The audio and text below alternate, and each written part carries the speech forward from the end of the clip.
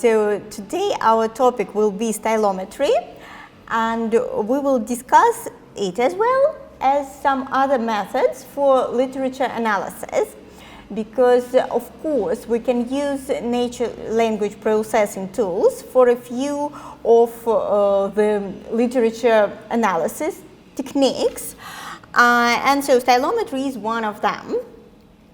We will start with talking, so if you turn to the second slide, where is the plan, we will start today with talking about plagiarism and personal styles, because in fact, of course, we all started this course with you, stating that it's better to avoid just generating texts.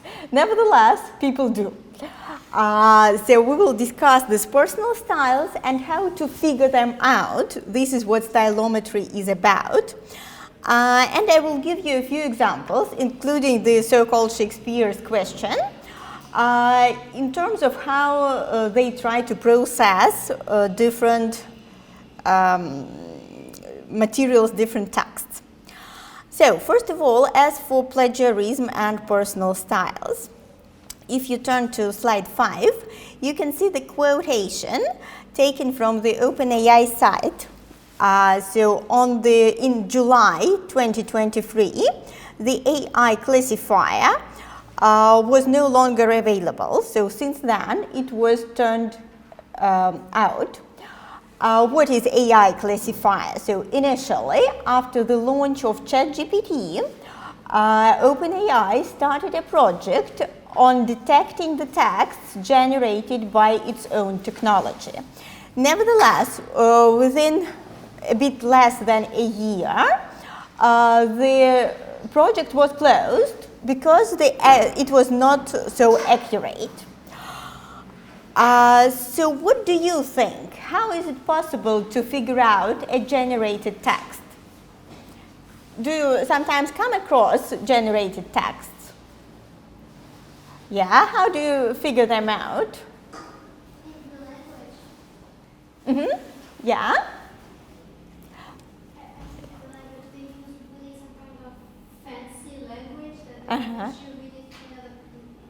We don't talk like this anymore, so. Yeah, it is too fancy. Okay, yeah. Sometimes it's extra formal. Mm-hmm. So it's very boring at some point. Mm-hmm. So people don't really talk Mm-hmm. like that. Okay, right.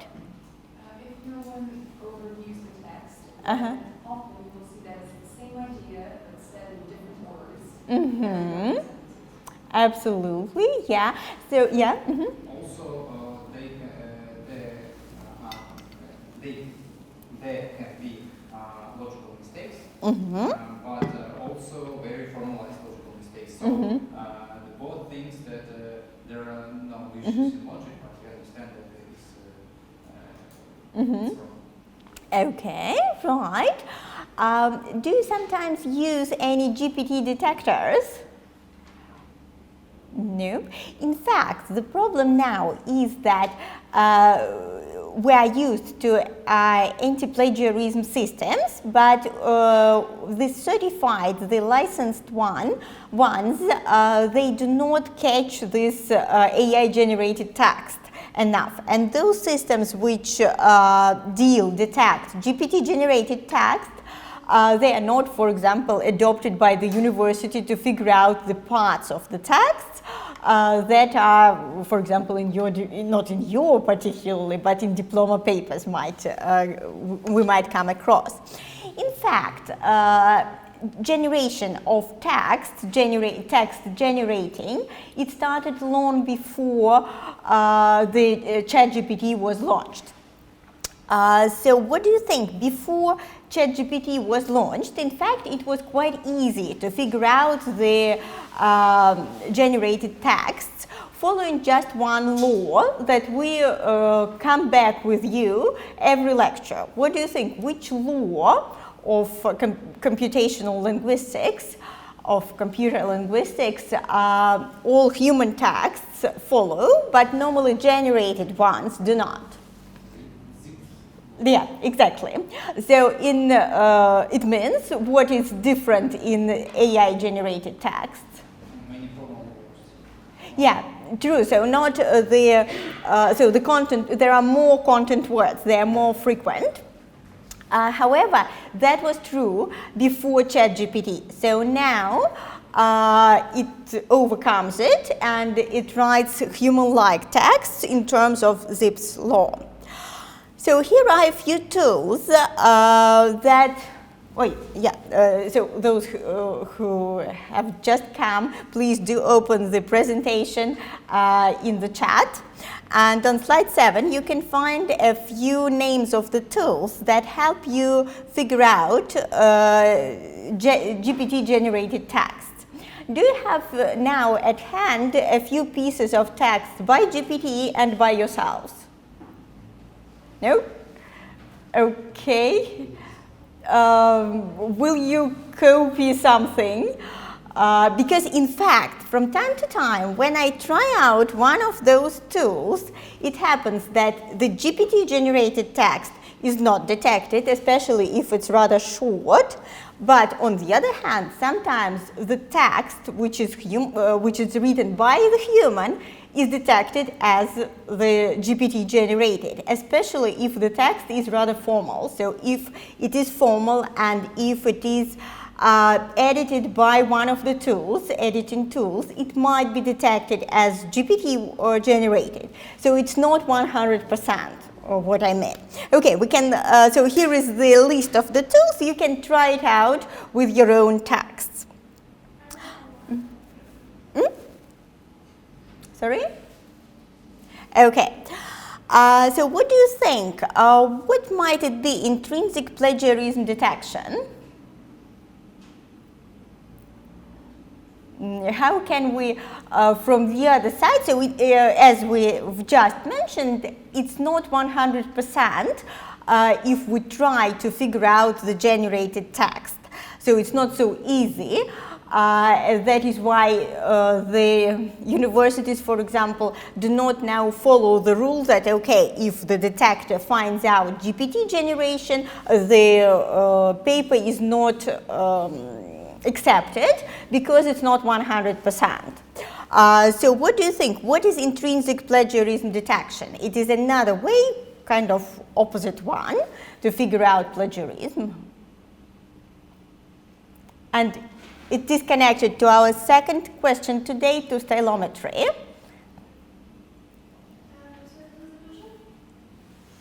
Sorry?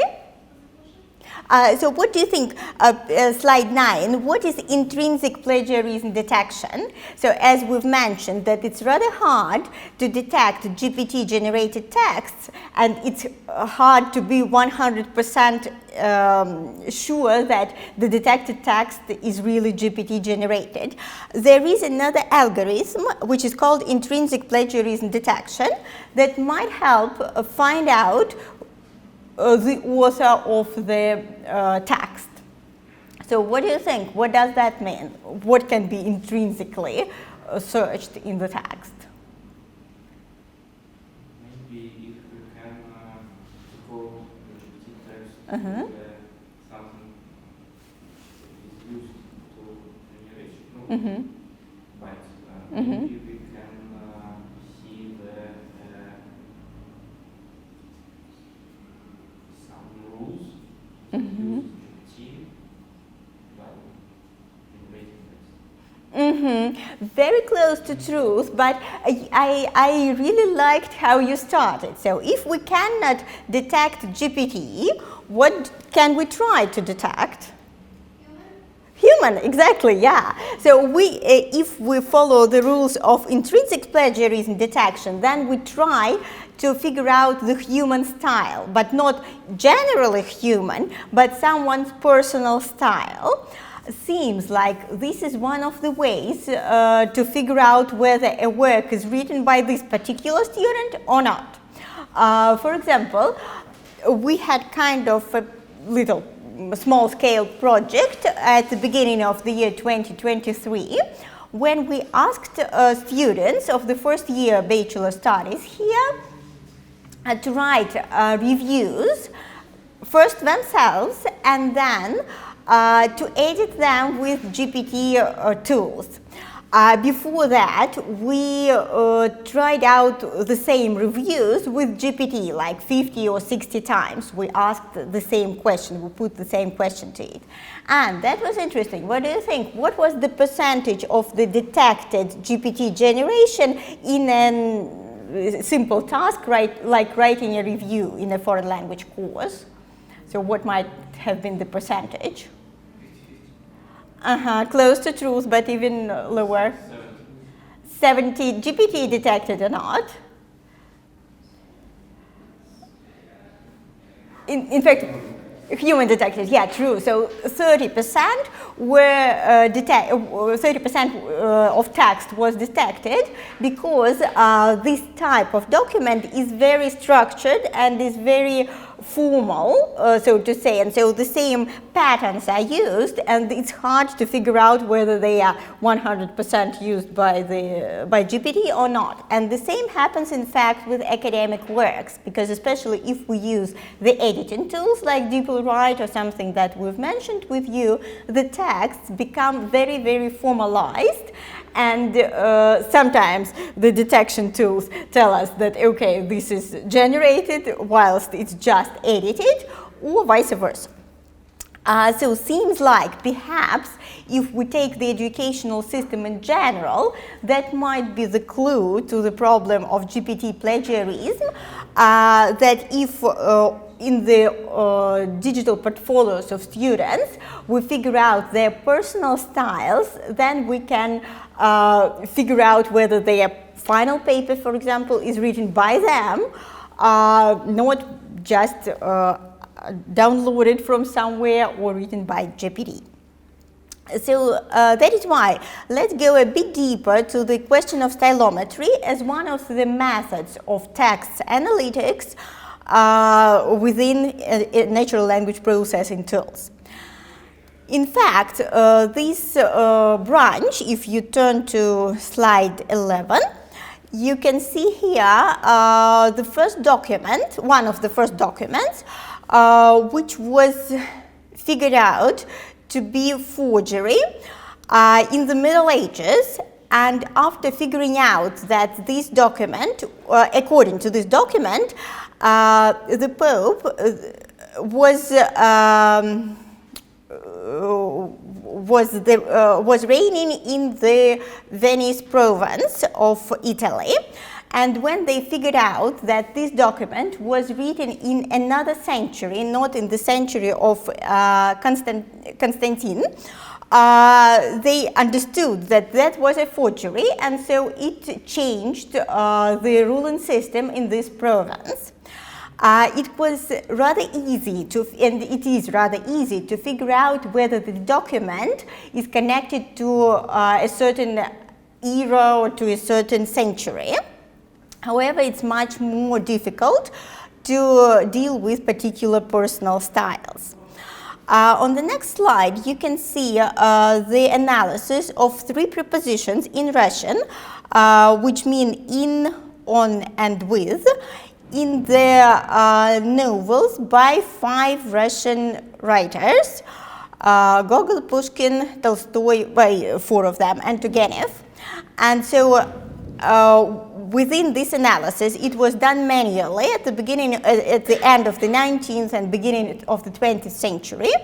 The author of this research, Morozov, figured out whether this or that novel, as a point on this histogram, refers to this or that author. So he proved that all of those novels, they were written by their authors.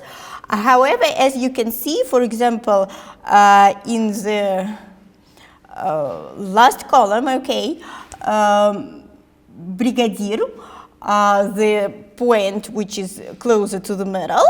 It has less percentage of being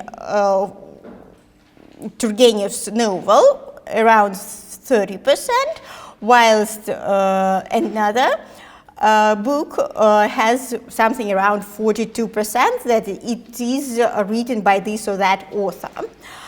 However, of course, before the computers, let's turn to slide 13, it was quite hard to perform such research because all those function words were counted manually.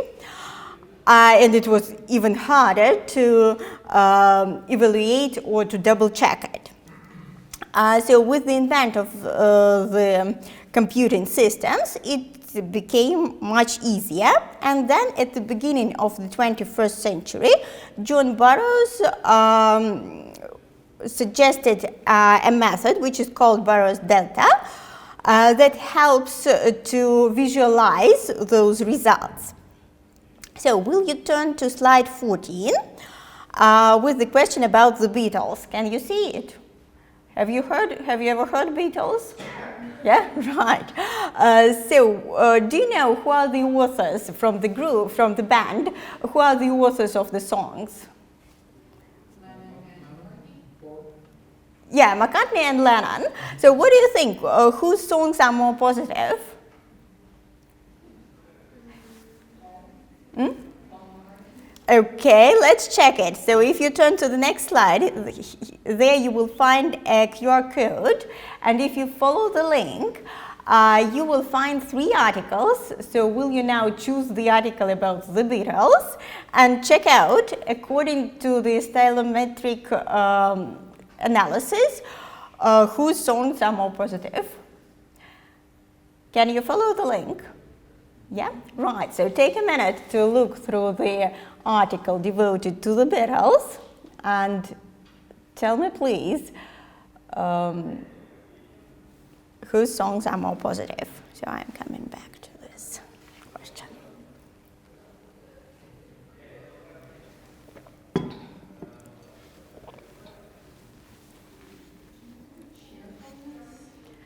Cheerful. So.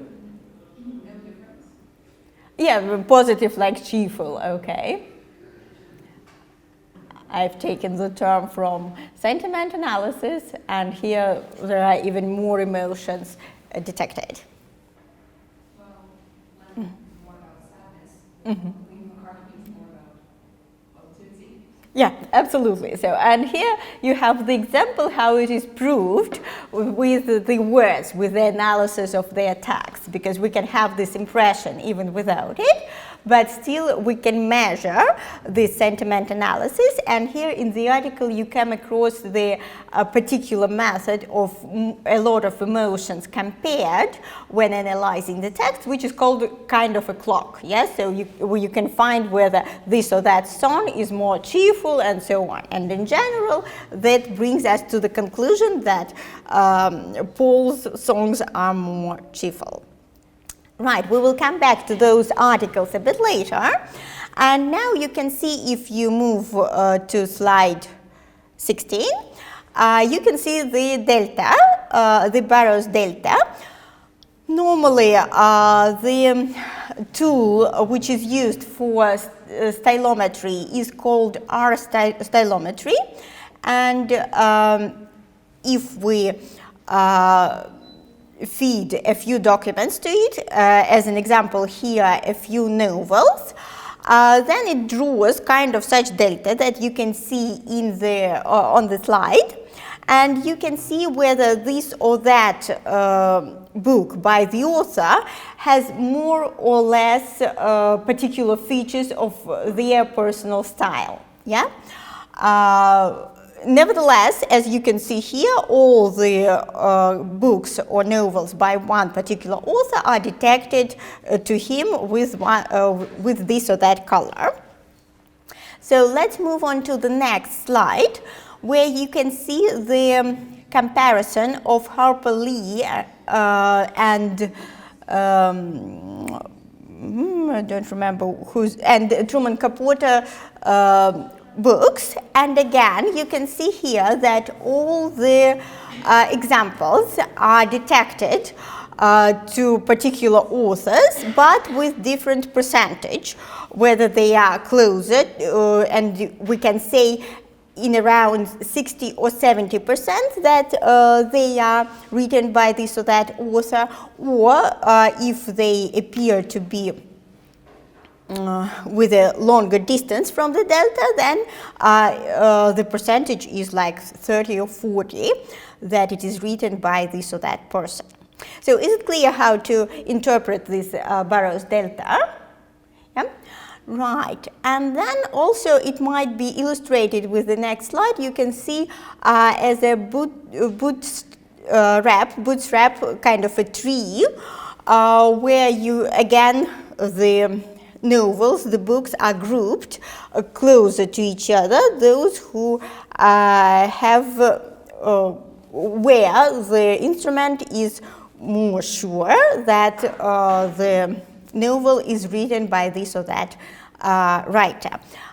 In the notebook to this lecture, you will find a sample of the code that you can use as an open library to detect some styles of the authors. It is called Fast Stylometry. It is a rather new open library, but it works as well as the RStylo software. And in fact, on the next slide, where you have the comparison of Austen and Bronte sisters novels, this is the result which is illustrated, the result of the analysis from your notebook, Jupyter Notebook, the illustration for it. So, are the sister styles closer to each other, or is any of them closer to Jane Austen? How would you interpret these results from the PCA analysis, principal components analysis? Can you find the diagram with Bronte and Austen? So, are all the sisters closer to each other, or is anyone closer to Austen in style?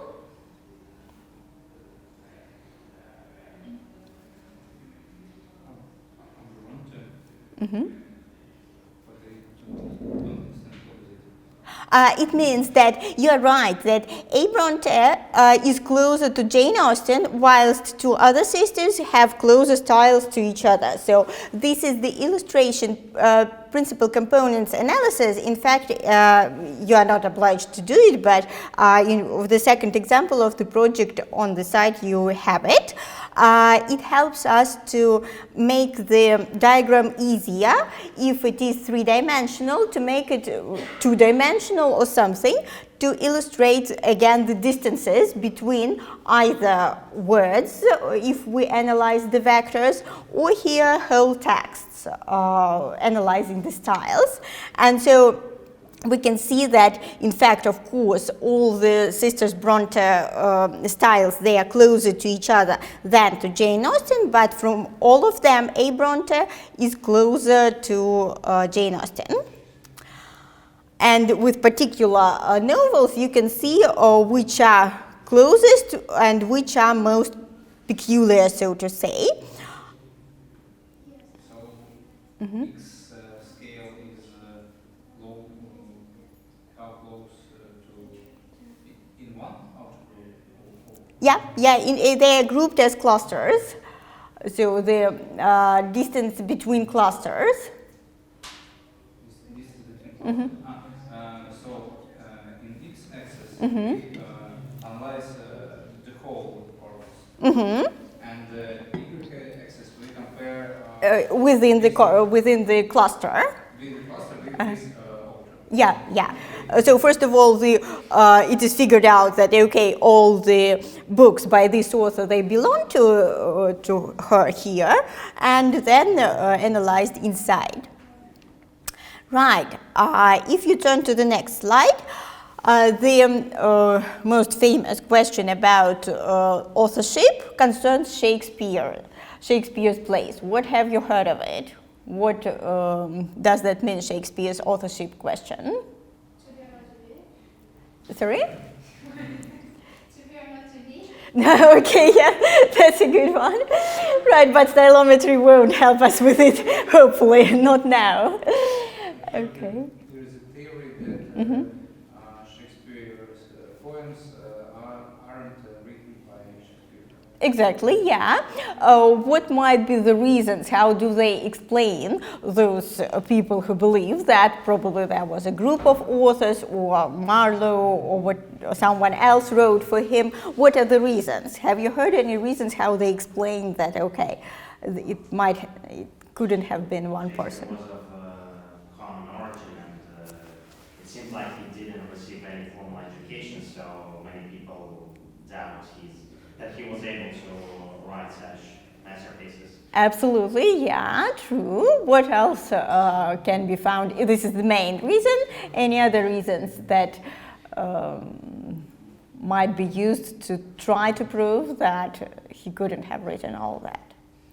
I think the language differs a bit in different ways. Absolutely, yeah. That is what can be analyzed with stylometry tools.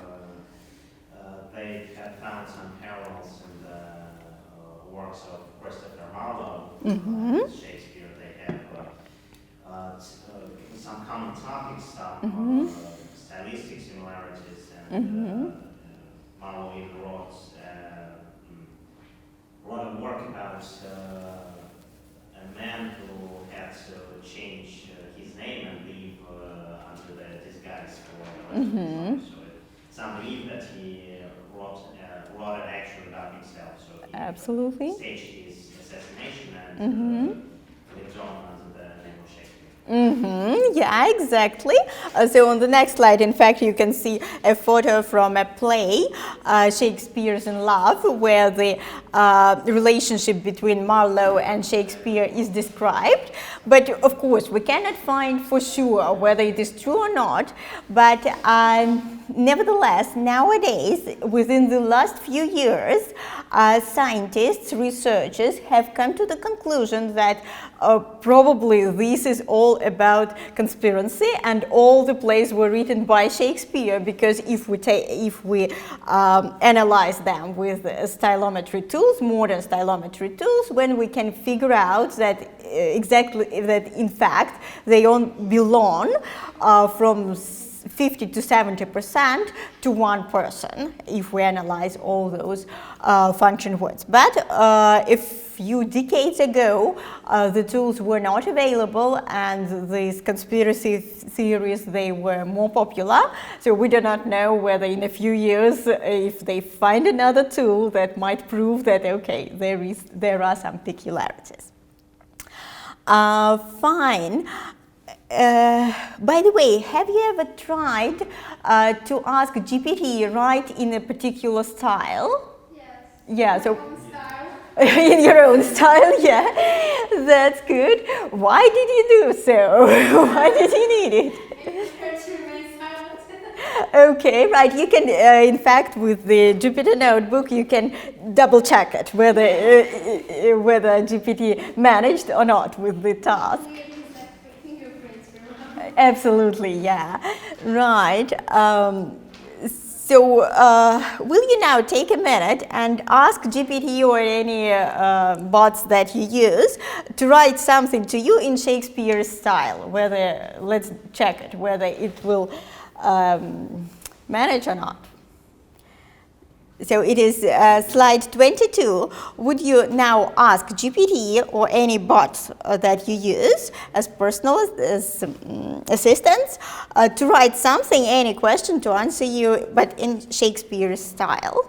So let's have a try. Seems like very easy for it. Uh-huh. Because we are making GPT's special versions that fine-tuned on something that for our teachers in the faculty, and it is much more funny, and it can help us on the exams, because it knows on the data and it is trying to speak like them based on their publications. Absolutely, yeah. That is what I was driving to, the fine-tuning process.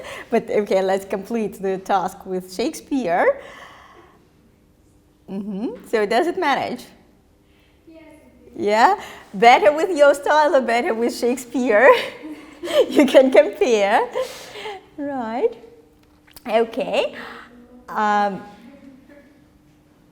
what Mikhail mentioned is true. That was the thing I was driving you to, that nowadays it is quite easy to fine-tune the model, feeding a few texts by a person to it, and then it would really imitate the style.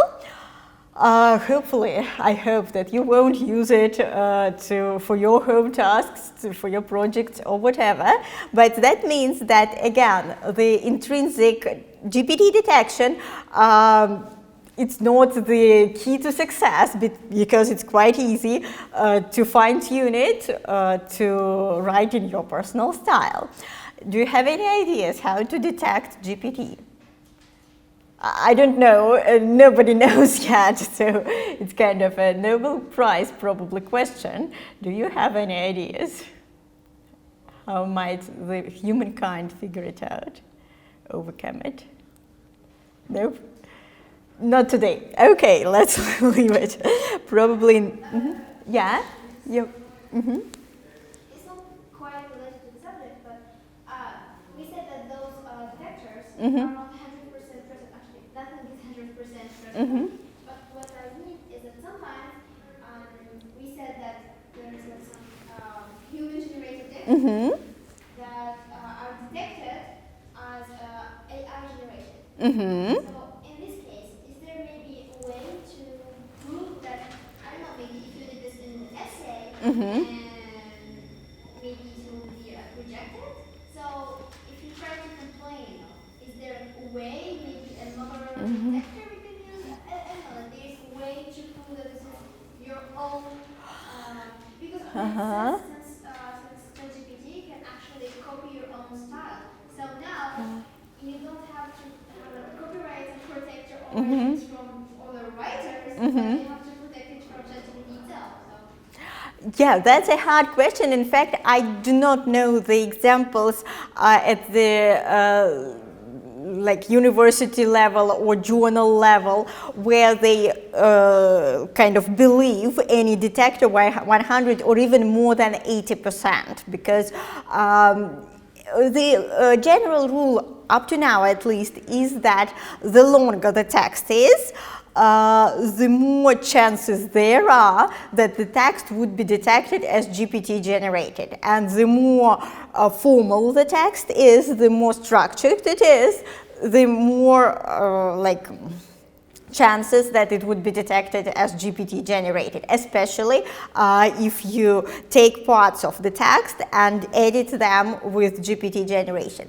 There is another thing which is watermarks, but this is only about GPT itself. So if the GPT on the site is used, then there are tools to figure out the watermarks that we cannot see, but within the text it's quite easy. But you can first of all make it TXT and then hand in, so in the electronic version. And second, of course, if you use any bots or any, I'm not sure, in fact, cannot say for sure. I know that GPT, which is by OpenAI, you can find those watermarks there. As for other, like Claude or something, I'm not sure, won't say. But still, again, it's quite easy to overcome this problem. So you can kind of catch somebody on it just once, and then the next time the person would overcome it. So it seems like the only way is to evaluate both students and employees with some other criteria. For example, we have the Olympiad for school children at the university, and not only us. And as for me, I deal with the Olympiad in foreign languages just as organizer. And so this year we added kind of 20 points or 50 points for the essay, they were evaluating the emotional part of the text, because normally GPT fails with it. Moreover, with the example of the reviews that I've already mentioned today, when we analyzed the essays which were written by our students with the essays edited by GPT, as means they lost 1 point in the communicative task, because all the vocabulary that was devoted to the emotions, to the evaluation of the article under review, they were cleaned out by GPT, because GPT doesn't like all those texts emotionally vivid in emotions. So with our Olympiad, which is written online, of course we all understand that most of our participants, they do use GPT. But those who have not edited the text according to the criteria, according to the requirements, they lost the points in terms of that emotional vocabulary. And now we have already completed the process of checking the tasks, and we have there 5,000 essays, so quite enough to analyze. And now we see that the points are almost the same, so the we have this diagram, the statistics are almost the same as it used to be 2 or 3 years ago. So we managed with the requirements up to now, but of course probably we mentioned with you that now when all the large language models use multimodal data to learn, so probably in a year or in 2 years or something, it will get better with the emotional part of the text as well. In fact, this is the only thing that we figured out that can be 100% evaluated, and if the text is not edited afterwards, then the person would lose the points and won't get to the next stage. But of course, yeah, if we analyze just the language errors, almost we do not come across them now in such tasks. Right. Okay, so thank you for your comments. Let us go on with the third and last question of our today's lecture, slide 23, and discuss a few other methods and examples how to analyze texts with natural language processing tools. So on slide 24, I have another question. As for gender representation in British literature, what do you think? Female writers, were there more female writers in the 19th century or in the 20th century in British literature? And the same question about female characters. So would you now come back to the link where you opened the articles, yeah, from the QR code, and there is, after the Beatles article, the article about gender representation. Can you see it on the cloud? So will you take now a minute to look through the article and answer the question on slide 24 about female writers and female characters in British literature?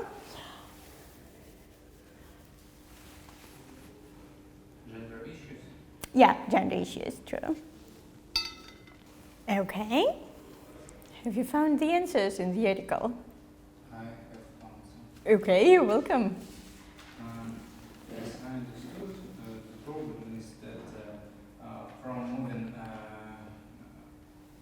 from 1850 to 1950, the roles of women characters decreases from approximately 50% to approximately 25%. And also the quantity of women authors decreases. Absolutely. And they explained that in 1850 there was a big difference between men and women in society. So people want to underline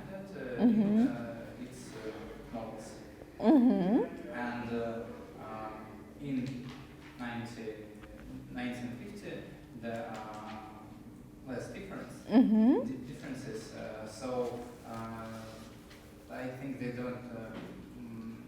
They didn't think about it. And, okay, main character. Okay, main character. Something like this. I don't know why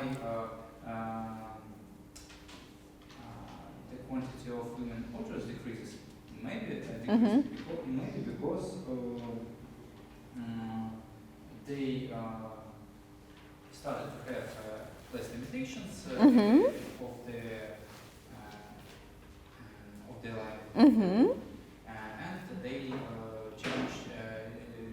They chose some other directions of life.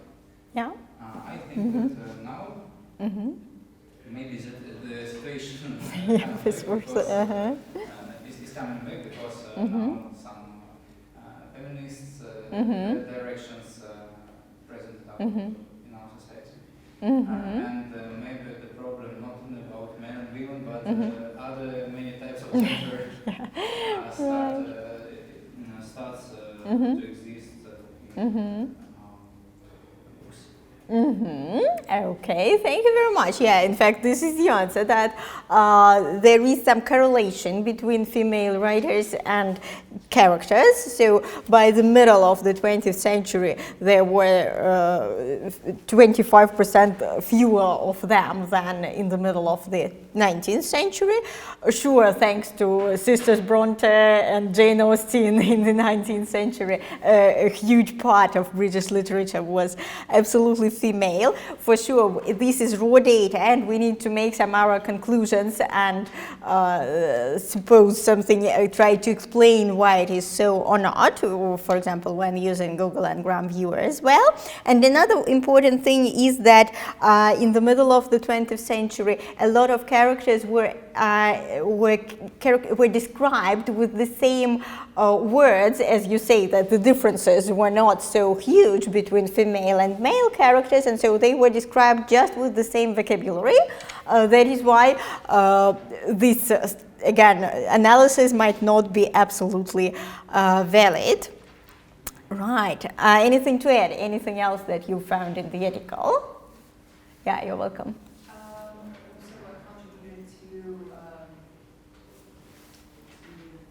Say that in the 19th century, female characters is that even the male authors describe dresses and interior designs with adjectives that are considered feminine and would describe a woman.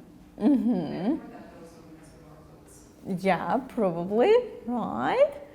Thank you. Anything else to add? Okay, right.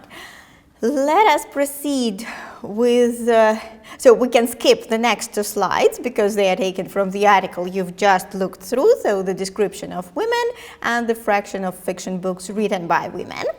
And then you have the slide with the title, How Often?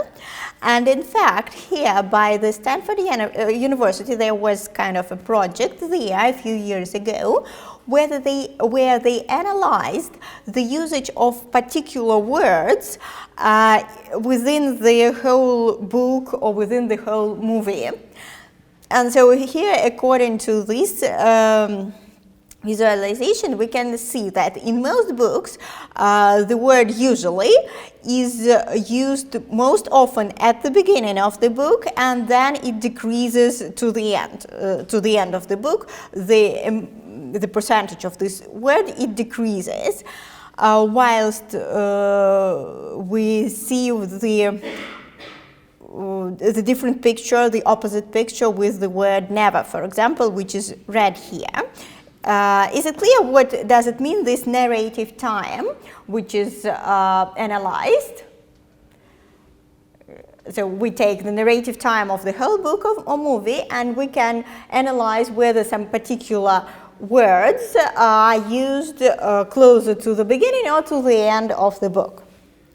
So if you turn to slide 28, what do you think? The last question about different literature analytics. What do you think? What about the concepts of death and love? Are they more frequently used and described at the beginning of different books, movies, or whatever, or at the end?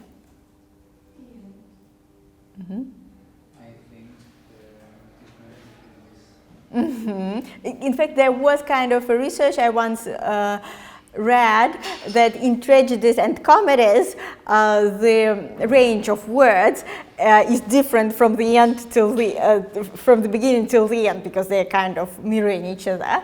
But in general, if we take just the classical novels, and do you all agree? The beginning is not time. Okay, let's move on to the next slide, and you will figure out the.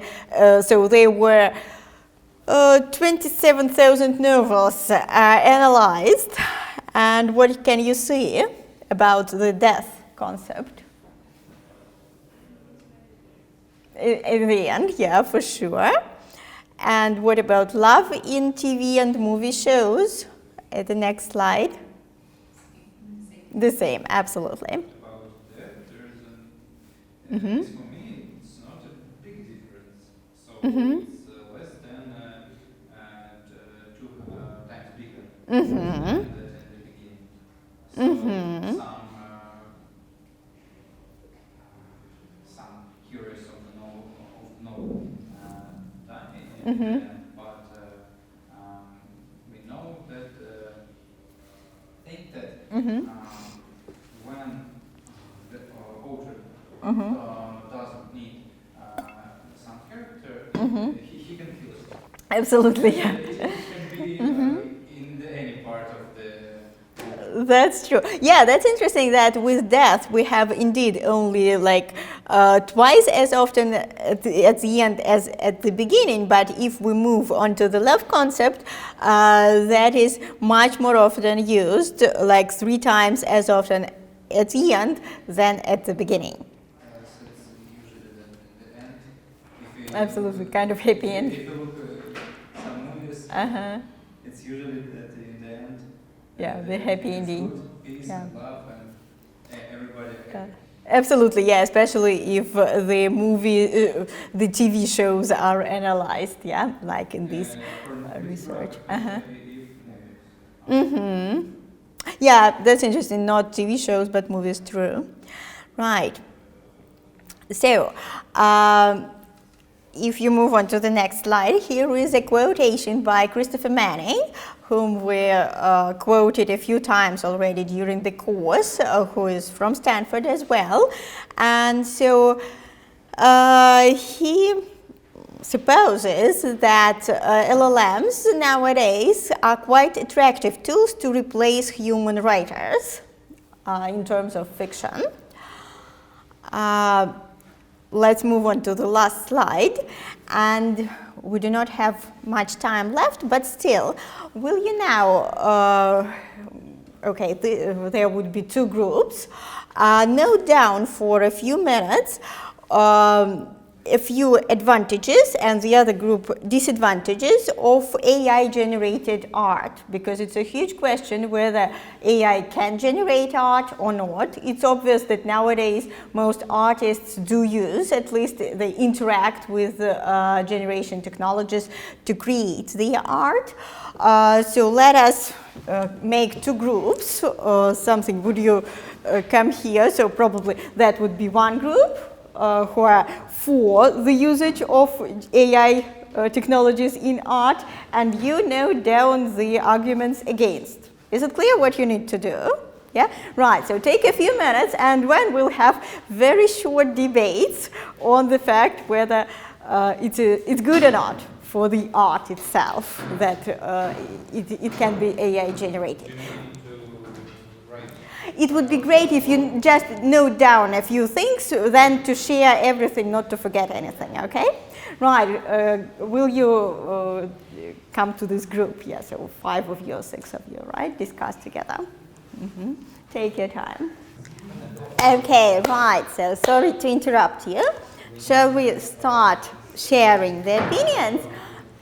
I've heard that somebody, probably of your group, noted that AI-generated art is not art at all. I do believe that when the art started to be generated by AI on a huge scale, in some competitions, for example, they even tried to cancel it, not to take it as competitors, and so on. So the first argument from you, why the art generated by AI is not sometimes considered as art at all. Yeah, you're welcome. Maybe the most valuable fact is that art have a price. And a picture from Leonardo da Vinci is have one copy, and if you want to buy it, it have a very big price. But especially AI can generate a lot of pictures in many that can copy each other, and it has not a price at all. Okay, we have NFT, but it is very different. Okay, right. So any counter arguments? What about the price for it? If we do not take NFT but discuss just traditional art, does it have any value now if it can have a lot of copies absolutely the same? Yeah, the other group, yeah, your counter arguments.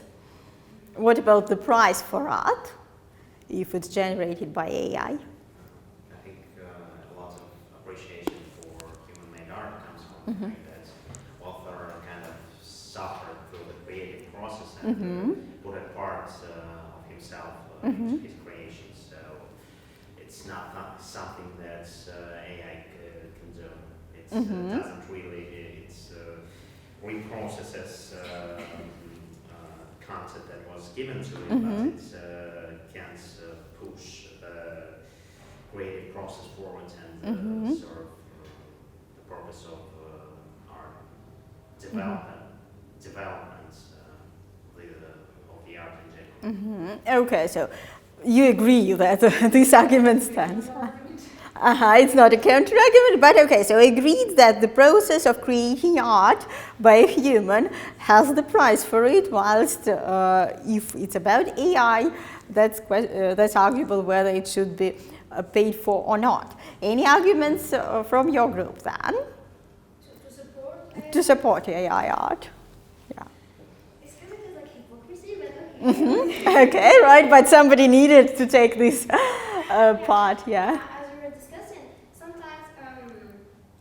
Maybe we can use AI to generate or to express some human experiences, like human feelings and mindset and culture, and maybe like to mark a certain period in history and stuff like this. But we can use it as a tool. For instance, maybe I can use like I want to sketch something. I want to paint something that captures my own feelings, my own perspective.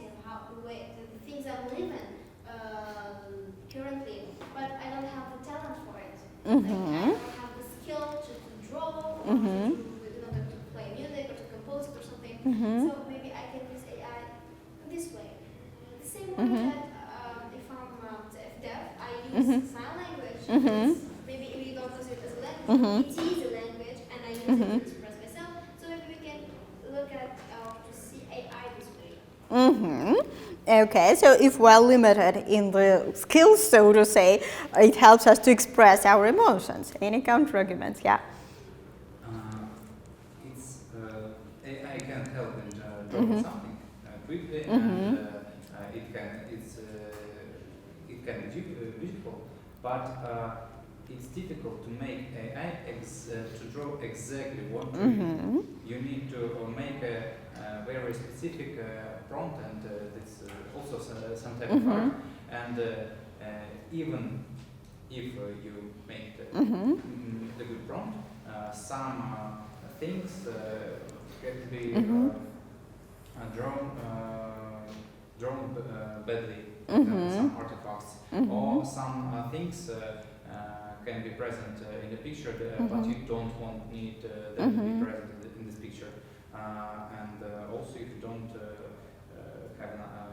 if you haven't enough skill, you maybe don't want to make the very very popular, very beautiful picture and sell it in markets. So I think that you can ask for help some artists, not professionals, but can make good picture and read quickly.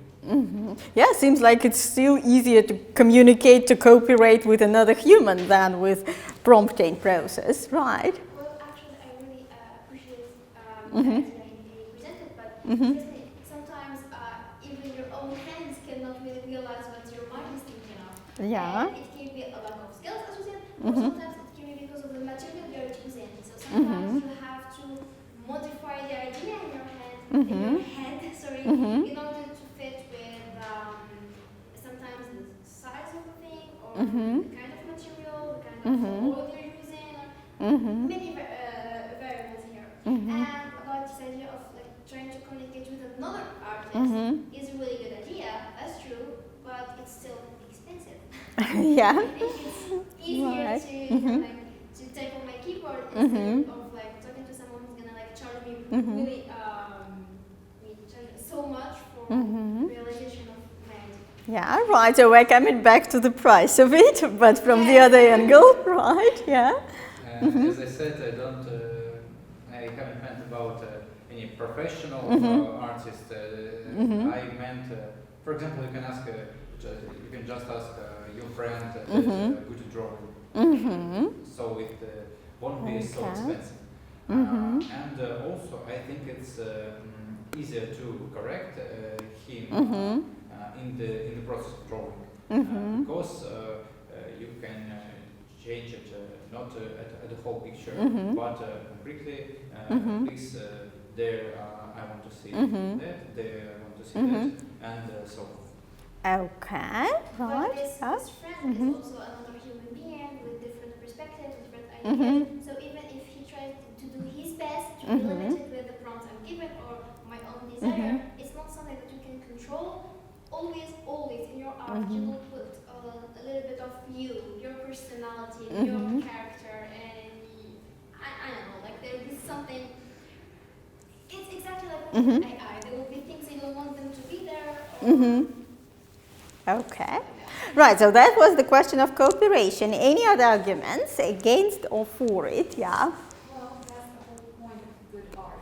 Well, it doesn't have to be expensive. You can, if you have a couple of friends or maybe some artist on Instagram who's not that popular, and you like his style, and he is a good artist, then he will understand what you want. That's the whole point of him being a good artist.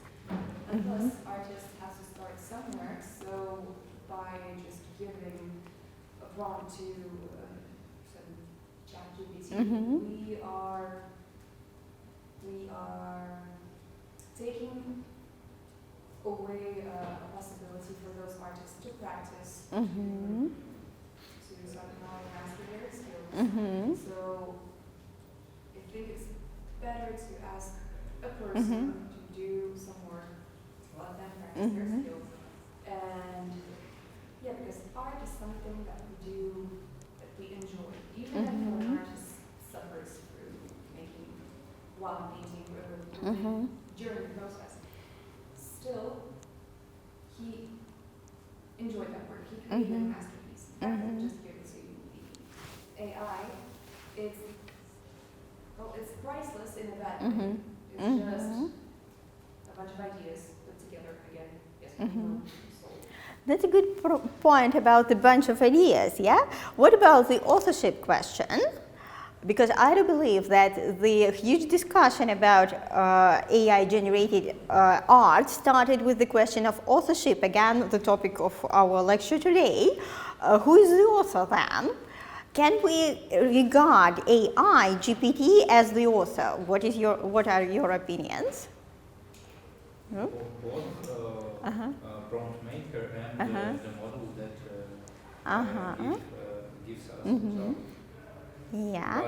But it's difficult to say that GPT model drew something and has some authorship Mhm. and rights to sell Yeah. this. So we give the right to Mhm. maker. Prompt maker, okay, yeah. I've forgotten what to say. That have a copyright and Mhm. author's rights, Mhm. and the authors of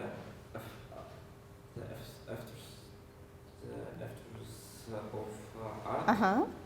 not only on prompt and the model, but Mhm. on thousands of works of other people that Uh-huh. use the data set for this model.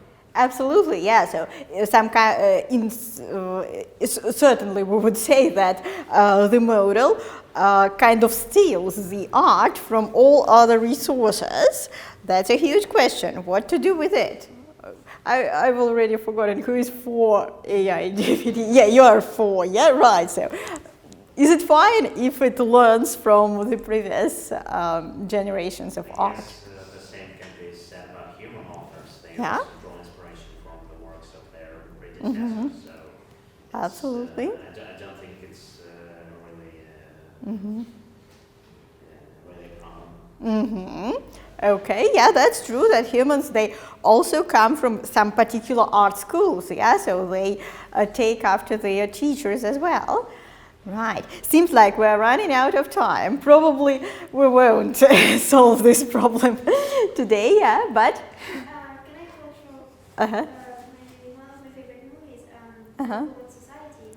Uh-huh. It says, we don't write Mhm. poetry, we Mhm. like, read and write Mhm. poetry because we are human. We are Uh-huh. human because we write poetry. Yeah, that's beautiful. Based on Mm-hmm. this idea, we're stuck to like, so this AI is good Mhm. to do, so Okay, yeah, that's a good conclusion. It's something Right. that's special about our species.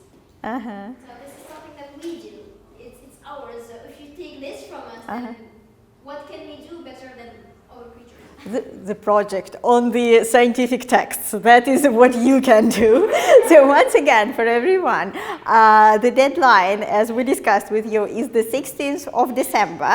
So on the 16th, you still can upload your presentations to the site. So I will add the examples which are on the chat and a few more to the site. Probably tomorrow I will ask to upload them there. And you're welcome to drop me a message on Telegram, personal one, if you have any questions before handing in the presentations. All the process is described. Also, you can rewatch the previous video. In the lecture, I tried to explain it in all the details. So in fact, you need just to take the results of all your tasks if you were doing them, or if you did them step by step. So first the corpus, then analyzing it with corpus manager tools, then pre-processing it and analyzing it with on Google Colab. And additionally, it would be great if you visualize your results, but that is not obligatory. Then you make the presentation, upload it, and next time get the credit. Okay? So on Tuesday next week, I will share the list of students whose projects I've seen and who get the credit, just to make sure that all of you who need to get it are on the list. Okay? Right, and next class there will be the lecture, not just bringing and getting the credit, because I have already invited two of my colleagues with whom we create educational bots. They will show something, demonstrate, and probably that would be for your further research if you once launch a bot or something. Or perhaps even somebody will already share their experience in this sphere. Okay? Any questions? Huh? Deadline includes? Includes, yeah. Mm-hmm. Right. Okay. Okay. Yeah, fine. Thank you very much. Have a good evening.